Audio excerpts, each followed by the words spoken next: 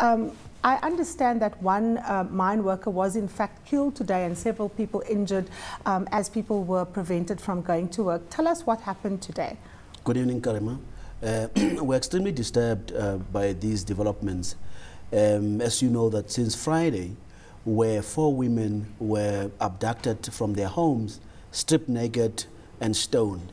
As we speak, they are still at the ICU with serious injuries.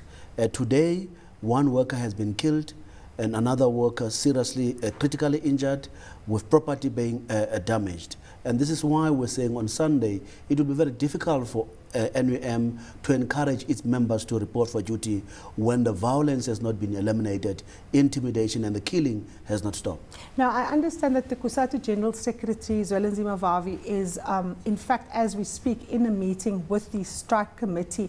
Tell us what his aim is, what is his mandate, what is he meant to achieve in meeting the strikers?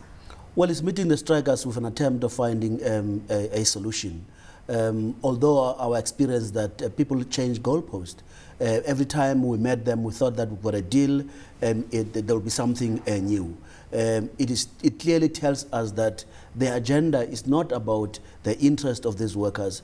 Nobody would use workers as cannon fodder if they had their interest. They are facing dismissal. Some of them have already been dismissed. There are other ways of engaging in wage struggle, engaging in serious worker struggles in a manner which protect them and not expose them in terms of job losses. Now, just give us the practical kind of rundown of what the actual demands are and also what has been the kind of sticking points in reaching agreement between unions and the striking workers as well as management.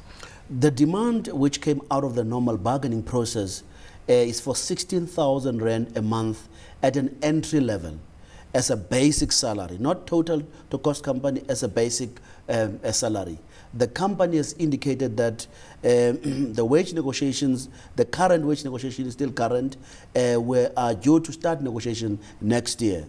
And they are not willing to renegotiate. And by the way, they were in a process of restructuring and they wanted to review their financial model to ensure that either they continue certain numbers of workers. We were in the middle of that process when we were hit by the strike.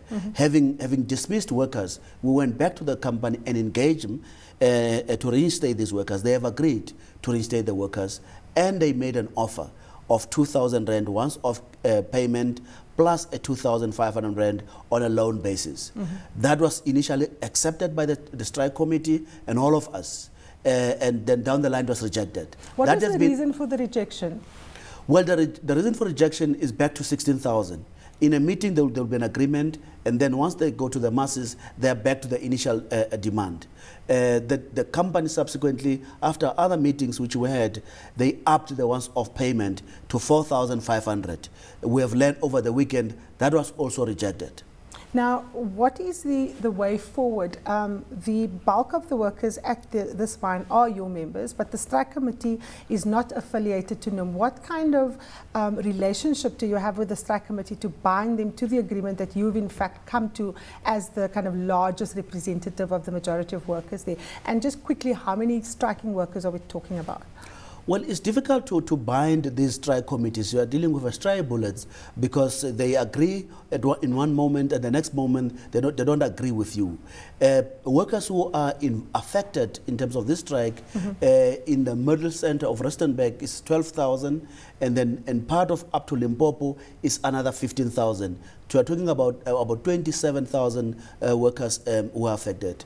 What we have proposed, Karema, was that given that there is a disagreement on the extent of support, and we can see through violence that the strike is enforced by violence. We said, let's get these workers back and let them ballot secretly and determine if they want to continue making a choice of being dismissed or want to go back at work. That has not been entertained so far. We have put it to Zweli. We hope that that will be communicated to the strikers. But we need to find a solution because the more days lost in terms of the mine not operating, it means that there might be permanent job losses down the line. Now, of course, the question of permanent job losses is a big worry for you. Your main job as a trade union is to, in fact, secure job security for your members. Now, of course, this is not the first strike that we've seen, and we've seen at other sectors like platinum and so on, where violent strikes are preceded by demands that seemingly can't be met, and then, of course, when some agreement is reached, very soon after that you have restructuring and massive job losses. Are you anticipating that the same thing is going to happen here, given the fact that you already have fought for reinstatement and it could very well be undone here now? Definitely, when you embark on a wage engagement and a strike in particular, you calculate the number of days you are going to embark on strike vis-a-vis what you are getting. If we make, just taking you back, Karema, on the loanmen one, they went on a strike for 42 days. It's only a small grouping which got 22%. The rest got an additional 2% and so on. Now those workers, all of them, lost 12% of their annual earnings over that period of time. So they will never recover. Now the Amplats workers are in a worse situation in that there is no offer insofar as salary adjustment except the once-off payment. And that's the problem, that people who are not calculating the risk but pushing workers, as Canon Ford does, tells you that it is not about workers, but it's about other interests. Now, of course, we've seen a lot of developments. We've seen Cynthia Carroll resign as the head of Anglo-American. We know that there are a number of front-runners that have been touted as possible replacements. And of course, all of these developments come against the background of investor concern about the stability in the industry, but also the long-term viability of some of these operations, with big companies making serious calculations about whether they should remain in South Africa. As the largest union of mine workers in South Africa, what, first of all, is your desire? Who would you want to have Cynthia Carroll replaced by? And then two, what is your message to companies that are quite nervous about what they begin to characterize as an unstable environment for investment and for mining? Well, let me just go back to the earlier question you raised. We are calculating that we might, post all this strike, lose just over 30,000 jobs. That's something very, very serious to be worried. Insofar as the replacement of Cynthia, we really have no preference except to say, ideally, if we can have a South African and an African for that matter, women, it will be a good price for us. But it will depend on who will be the right person to replace Cynthia.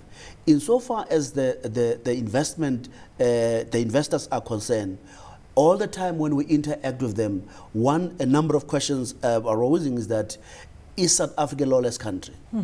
Is our investment secured? Can we trust bargaining processes when people can just walk away from agreed bargaining process? Is the wages not being too stretched to a point of unaffordability and therefore scaring investors? So we have to manage all these things which are coming to our direction. On one hand, there is bloodbath, we need more investment.